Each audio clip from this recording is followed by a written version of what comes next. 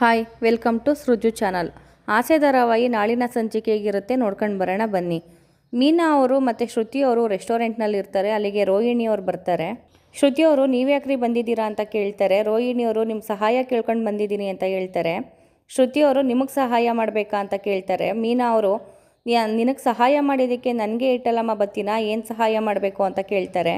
ರೋಹಿಣಿ ಅವರು ನಾವೆಲ್ಲ ಒಂದೇ ಮನೆಯವರು, ಇದ್ದರೆ ಒಂದೇ ಮನೇಲಿರೋಣ, ಇಲ್ಲ ಅಂತಂದರೆ ಇಲ್ಲ ಅಂತ ಹೇಳ್ತಾರೆ.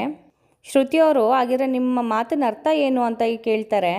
ರೋಹಿಣಿಯವರು ನನ್ನ ಮಾತಿನ ಅರ್ಥ ಇಷ್ಟೇ, ನನಗೇನಾದರೂ ಸಹಾಯ ಮಾಡಲಿಲ್ಲ ಅಂತಂದರೆ ನನ್ನ ಜೀವನ ಹೇಗಾಗೈತೆ ಅದೇ ರೀತಿ ನಿಮ್ಮ ಜೀವನನೂ ಬೀದಿ ಪಾಲಾಗಬೇಕು ಹಂಗೆ ಮಾಡ್ತೀನಿ ಅಂತ ಹೇಳ್ತಾರೆ.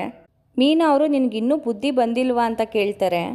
ರೋಹಿಣಿಯವರು ನಿಮ್ಮಿಂದನೇ ನನಗೆ ಈ ಸ್ಥಿತಿ ಬಂದಿರೋದು, ನೀವೇನಾದರೂ ಸಹಾಯ ಮಾಡಲಿಲ್ಲ ಅಂತಂದರೆ ಯಾಕಾದರೂ ಇವಳನ್ನ ಎದುರಾಕೊಂಡು ಅಂತೂ ಎಲ್ಲರೂ ಪಶ್ಚಾತ್ತಾಪ ಪಡಬೇಕು, ಆ ರೀತಿ ಮಾಡಿಬಿಡ್ತೀನಿ ನಿಮಗೆ ಅಂತ ಹೇಳ್ತಾರೆ.